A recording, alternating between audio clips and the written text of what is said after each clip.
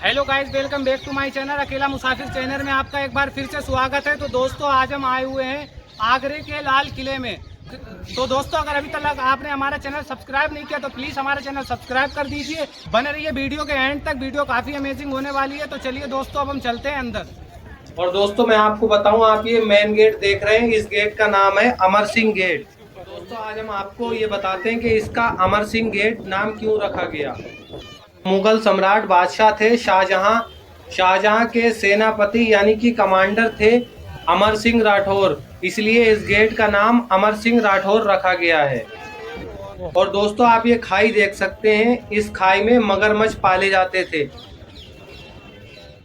दोस्तों आप ये गेट देख सकते हैं, ये जंजीर वाला गेट है, ये जंजीर से खुलता है। ये बहुत पुराना गेट है। मुगलों के जमानों में इसी तरीके के गेट लगे हुआ करते थे किलों के अंदर।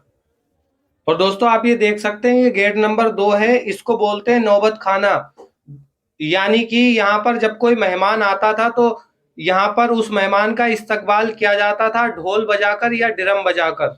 और दोस्तों जब आप आगे बढ़ेंगे तो आपको देखने को मिलेगा अकबरी गेट। दोस्तों ये 3 नंबर गेट है, इसको बोलते हैं अकबरी गेट। और ये किला 1560 में बनकर तैयार हो गया था। और दोस्तों मैं आपको बता दूं, इस किले को बनवाने में तकरीबन 95 साल लगी हैं। और आप लोग समझ सकते हैं 95 साल तक अकेले बादशाह अकबर ने तो बनवाया नहीं होगा इसको। तो मैं आपको बता दूं, इसको बादशाह अकबर ने भी बनवाया है और बादशाह अकबर के बेटे जहांगीर ने भी बनवाया है। जहांगीर के बेटे शाहजहां ने भी इसमें काम करवाया है और शाहजहां के बेटे औरंगजेब ने भी यहाँ पर इस किले के अंदर काम करवाया है। यानी कि 95 साल तक इस किले में काम चालू रहा है।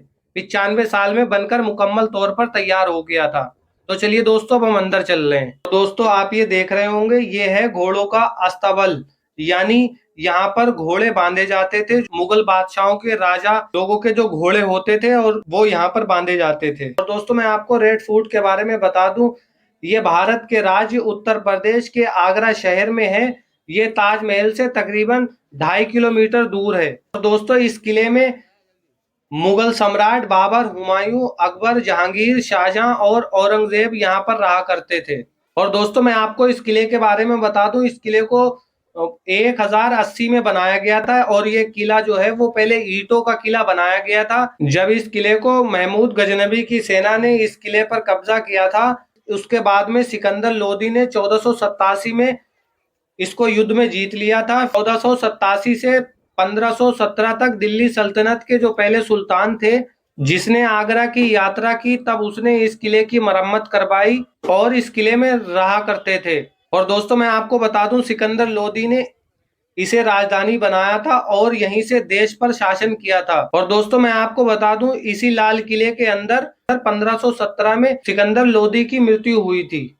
और दोस्तों मैं आपको बता दूं, सुल्तान सिकंदर लोदी के बाद में उनके बेटे इब्राहिम लोदी गद्दी पर 9 साल तक के लिए बैठे थे। उसके बाद में पानीपत में एक युद्ध हुआ था जो 1526 में हुआ था, तो उसमें इब्राहिम लोदी मारे गए थे। और दोस्तों आप ये कुआं देख सकते हैं, कितना बड़ा कुआं है, बहुत बड़ा कुआं है। ये आज से कुआं नहीं है, ये मुगलों के दौर का कुआं है। और दोस्तों पानीपत का युद्ध जीतने के बाद में मुगलों ने यानी कि बाबर ने इस किले पर भी कब्जा कर लिया था। तब यहाँ पर कोहिनूर हीरा हुआ करता था। वो जब तक मुगल यहाँ पर रहे हैं तब तक वो रहा है। और दोस्तों जब इस किले के अंदर इब्राहिम लोदी की जगह पर बाबर आए थे, तब उन्होंने यहाँ पर बावली बनवाई थी 1530 में। और दोस्तों मैं आपको बता दूं, इसी किले के अंदर 1530 में यहाँ पर हुमायूं का राज तिलक भी हुआ था। और हुमायूं इसी वर्ष में बिलग्राम में शेरशाह सूरी से जो युद्ध हुआ था उसमें हार गए थे। और दोस्तों मैं आपको बता दूं, इस किले के अंदर अफगानों का भी कब्जा रहा है। अफगानों ने इस किले पर 5 साल तक हुकूमत करी है। 1556 में पानीपत का युद्ध जब मुगलों ने जीत लिया था, फिर बादशाह अकबर ने 1558 में इस किले को अपनी राजधानी बनाया। और दोस्तों इतिहासकार अबू फजल ने लिखा है कि ये किला पहले ईंटों का किला था जिसका नाम बादलगढ़ था। ये तब बहुत खस्ता हालत में था, फिर अकबर ने इस किले को तुड़वाकर दोबारा बनवाया। इस किले के निर्माण में 14,44,000 कारीगर व मजदूरों ने 8 साल में मिलकर इस किले को बनवाया है। 1573 में ये बनकर तैयार हो गया था, लेकिन पूरा तैयार नहीं हुआ था। बाकी शाहजहां ने भी काम करवाया है। बादशाह अकबर, जहांगीर, शाहजहां, औरंगजेब ने भी इसमें काम करवाया है। और ये 95 साल तक इस किले को बनवाने में तकरीबन काम चलता रहा है इस किले के अंदर। और दोस्तों मैं आपको बता दूं, इस किले पर आखिरी मुगल बादशाह बहादुर शाह जफर के बाद में 18 साल तक मराठाओं ने भी हुकूमत करी है। फिर उनके बाद में 1803 से लेकर 1947 तक ब्रिटिश हुकूमत ने इस किले पर हुकूमत करी है। दोस्तों आप ये देख रहे हैं, ये है मोती मस्जिद। इस मस्जिद को मुगल बादशाह शाहजहां ने बनवाया था। जो आम जनता उसके दरबार में यहाँ पर आती थी, तो उन आम जनता के नमाज पढ़ने के लिए यहाँ पर इस मस्जिद को बनवाया गया था। दोस्तों ये लाल किला बहुत बड़ा है, और मैं आपको बता दूं, ये समझ लीजिए इसका तिहाई हिस्सा अपने देश की आर्मी के पास में ये इसका तिहाई हिस्सा है, और हम एक हिस्से में घूम रहे हैं। और दोस्तों मैं आपको बताऊं, आप ये देख रहे हैं, ये है दीवाने आम। और ये दोस्तों दीवाने आम ये देख सकते हैं यहाँ पर। और दोस्तों आप ये तख्त देख रहे हैं, इस तख्त के ऊपर बादशाह अकबर बैठा करते थे। और दोस्तों मैं आपको बताऊं, जो आपने ऋतिक रोशन की जोधा अकबर मूवी अगर देखी हो, तो उसके अंदर जो यहाँ पर शूटिंग हुई है वो इसी किले के अंदर, यही इसी तख्त के ऊपर हुई है। आप लोगों ने वो वाला सीन देखा होगा, जब एक शख्स सिपाही के पास आता है, वो कहता है कि मुझे अंदर जाने दो, मुझे बादशाह अकबर से कुछ सिलसिले में किसी काम से बात करनी है। तो वो कहता है कि तुझे बादशाह से जो भी मिलेगा वो तुझे आधा आधा तुझे रखना पड़ेगा और आधा तू मुझे देगा। तो वो कहता है ठीक है। फिर यहाँ पर जब ऋतिक रोशन यहाँ पर तख्त पर बैठे होते हैं, तो वो 100 कोड़े मांगता है। फिर यहीं पर बैठकर ऋतिक रोशन उस सिपाही को 100 कोड़े मारते हैं। आप लोगों ने वो सीन देखा होगा। वो पूरी फिल्म की शूटिंग जो यहाँ पर वो वाला सीन हुआ है पूरा, वो यहीं पर पूरा सीन की शूटिंग करी गई है इसी तख्त के ऊपर, आप लोग देख सकते हैं। और दोस्तों आप ये देख सकते हैं, ये ब्रिटिश तोप है। ये अंग्रेजों के जमाने में तोप यहाँ पर इस तरीके से हुआ करती थी। आप लोग देखिए, यहाँ पर पीछे से तेल डाला जाता था और यहाँ से इस तरीके से ये तोप चलाई जाती थी, आप लोग देख सकते हैं। और दोस्तों आप ये देख रहे होंगे, अंग्रेजों के गवर्नर थे, उनकी यहाँ पर कब्र बनाई गई है, क्योंकि जब उनकी यहाँ पर किले के अंदर मृत्यु हो गई थी तो उन्हें बाहर ले जा नहीं सकते थे, तो इसी वजह से उन्हें यहीं पर दफना दिया गया था। बहुत ईमानदार अंग्रेजों के ये गवर्नर थे, तो उन्हें यहीं पर दफन कर दिया गया था और यहीं पर उनकी कब्र बना दी गई थी। और दोस्तों जो बादशाह जहांगीर थे, उनके ज़माने में यहाँ पर अंगूरों की खेती हुआ करती थी, इसलिए इसको बोलते हैं अंगूरी बाग। और दोस्तों ये किला तो बहुत बड़ा है, अगर हम पूरा किला आपको घुमाएंगे तो टाइम काफ़ी हो जाएगा, तो इसलिए हम आपको मेन चीज़ें दिखा रहे हैं और मेन बातें आपको हम बता रहे हैं। और दोस्तों आप ये देख सकते हैं, ये है शीश महल। और दोस्तों मैं आपको बता दूं, इस शीश महल को शाहजहां के द्वारा 1631 से 1640 तक बनवाया गया था। और मैं आपको बताऊं, इस शीश महल के अंदर छोटे छोटे शीशे के टुकड़े लगे हुए हैं, जो बहुत कीमती शीशे के पत्थर सीरिया से मंगवाए गए थे। दोस्तों ये संगमरमर की जितनी भी आप इसके अंदर इमारतें देखेंगे वो शाहजहां ने बनवाई हैं, क्योंकि शाहजहां को संगमरमर पत्थर बहुत पसंद था। तो उसने आगरा का जो ताजमहल बनाया है वो भी आप देख सकते हैं, पूरा संगमरमर पत्थर द्वारा बनवाया गया है। दोस्तों इस जगह का नाम है मुसम्मन बुर्ज। इसी मुसम्मन बुर्ज के अंदर औरंगजेब ने बादशाह शाहजहां को कैद करा था, यानी कि नज़रबंद करा था, आप लोग देख सकते हैं। औरंगजेब ने 8 सालों तक यहाँ पर कैद कर रखा गया था। तो हम आपको आज बताएंगे कि क्यों कैद करा गया था। दोस्तों औरंगजेब ने बादशाह शाहजहां को इस वजह से कैद करा था, यानी कि नज़रबंद करा था, क्योंकि शाहजहां ने जो आगरा का ताजमहल बनाया है वो उस दौर में 4 करोड़ रुपए का बना था, जो इस दौर के हिसाब से मिलियन नहीं बल्कि बिलियन बैठते हैं। तो उस दौर में यानी कि 4 करोड़ रुपए का जब ताजमहल बना था, तो उस दौर में 4 गुना ज़्यादा वो ब्लैक ताजमहल की कीमत हो रही थी। तो यानी कि ताजमहल 4 करोड़ में बनकर तैयार हुआ था, और जो ब्लैक ताजमहल शाहजहां अपने लिए बनवाने जा रहे थे वो 16 करोड़ रुपए का बैठ रहा था। दोस्तों इस दौर के हिसाब से बिलियन रुपए की कीमत है, तो आप लोग सोच सकते हैं। तो औरंगजेब ने इस वजह से उन्हें नज़रबंद करा था इस महल के अंदर, ताकि वो अपनी मनमानी ना करें। क्योंकि अगर दोस्तों शाहजहां उस दौर में इतना पैसा खर्च कर देते तो जो सल्तनत थी मुगलों की वो बहुत कमज़ोर हो जाती। तो इस वजह से औरंगजेब ने नज़रबंद करा था, ताकि उनसे ये कहा था तुम ना तो बाहर जाओगे, ना किसी से ज़्यादा किसी से मिलोगे, ना कुछ करोगे, बल्कि उन्हें यहीं पर एक तरीके से नज़रबंद कर दिया गया था। बाकी उन्हें खाना पीना जो भी था वो यहीं पर दिया जाता था। बाकी इस किले से निकलने की उन्हें परमिशन नहीं थी। और दोस्तों ऐसा कहा जाता है कि जब शाहजहाँ का इंतकाल हुआ था, यानी कि मृत्यु हुई थी, तो उनकी मृत्यु इसी ताजमहल को देखते देखते यहीं पर हुई थी। दोस्तों आप लोग ये देख सकते हैं, ये खास महल इसको बोलते हैं। बल्कि दोस्तों ये समझ लीजिए कि इस दौर के बारे में अगर हम आपको बताएं तो ये समझ लीजिए कि ये पार्लियामेंट है। यहाँ पर बैठकर जो आज के मान लो सांसद हो गए, जो बड़े बड़े मुख्यमंत्री मंत्री हो गए, तो यहाँ पर उन लोगों की यहाँ पर मीटिंग होती थी बैठकर। मुगलों के जमाने में जो राजा बादशाह हुआ करते थे, जो खास शाहजहाँ के जो बड़े बड़े बादशाह हुआ करते थे, वो यहाँ पर बैठकर मीटिंग करते थे, इसलिए इसका नाम रखा गया है खास महल। और दोस्तों आप ये सामने तख्त देखिए, ये ब्लैक कलर का तख्त आप जो देख रहे हैं, ये जहांगीर का तख्त है। यहाँ पर जहांगीर बैठा करते थे और यहाँ पर बैठकर अपनी जो भी फैसले हुआ करते थे वो इसी तख्त पर बैठकर फैसले सुनाया करते थे।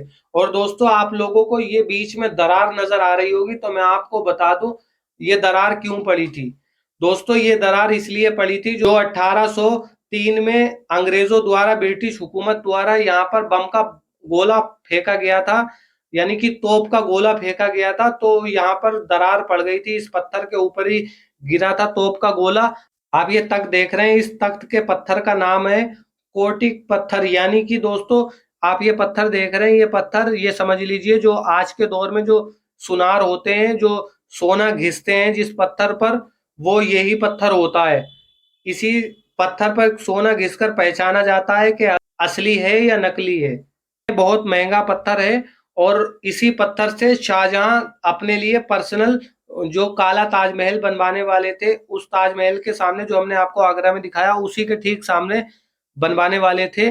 लेकिन इसी वजह से औरंगजेब ने उनको कैद कर लिया था, नजरबंद कर लिया था, क्योंकि खर्चा दोस्तों बहुत आ रहा था। क्योंकि ताजमहल में 4 करोड़ की लागत थी और जो काला ताजमहल बनने वाला था उसके अंदर आ रही थी 16 करोड़ रुपए की ताकत। दोस्तों 4 गुना ज्यादा लागत आ रही थी, तो इस वजह से औरंगजेब ने नजरबंद कर दिया था।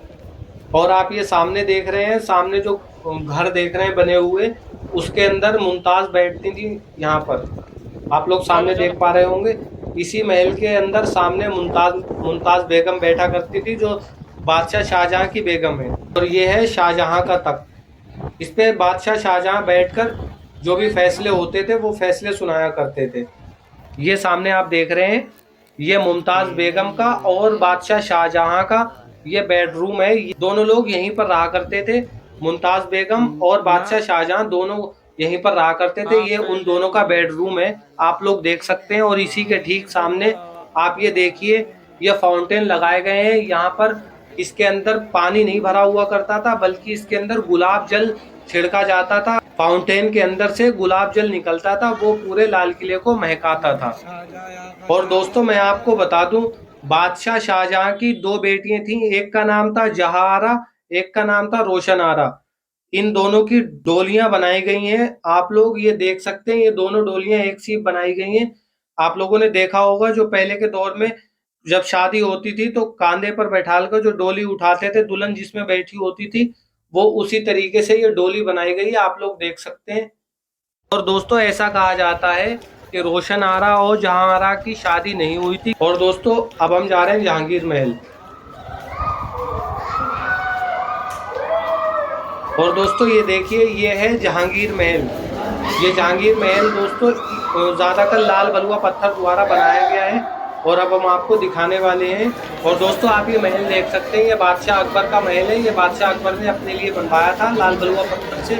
इसकी आप लोग डिजाइन देख सकते हैं किस तरीके से डिजाइन करी गई है। और दोस्तों मैं आपको बता दूं, जो बादशाह अकबर की वाइफ थी जोधा, वो यहीं पर रहा करती थी और उनका यहाँ पर मंदिर भी था।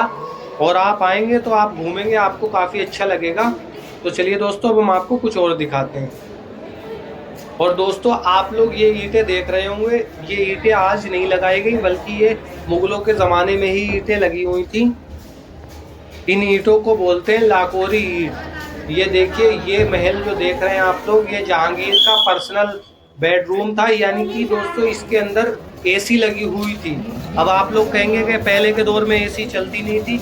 तो दोस्तों पहले के दौर में एसी नहीं चलती थी, लेकिन टेक्नोलॉजी के हिसाब से पहले एसी इसलिए थी। आप लोग ये दीवारें देख रहे हैं, ये दीवारें सारी खोखली हैं। इसके अंदर दीवारों के अंदर पाइप लगाए गए हैं और इन दीवारों के अंदर ठंडा पानी भरा जाता था और वो पूरी कूलिंग करती थी, यानी कि दोस्तों ये समझ लीजिए पूरी ठंडक रहती थी इस रूम के अंदर। इसे बोलते हैं एसी रूम, इसलिए यहाँ पर पूरा ठंडक रहती थी।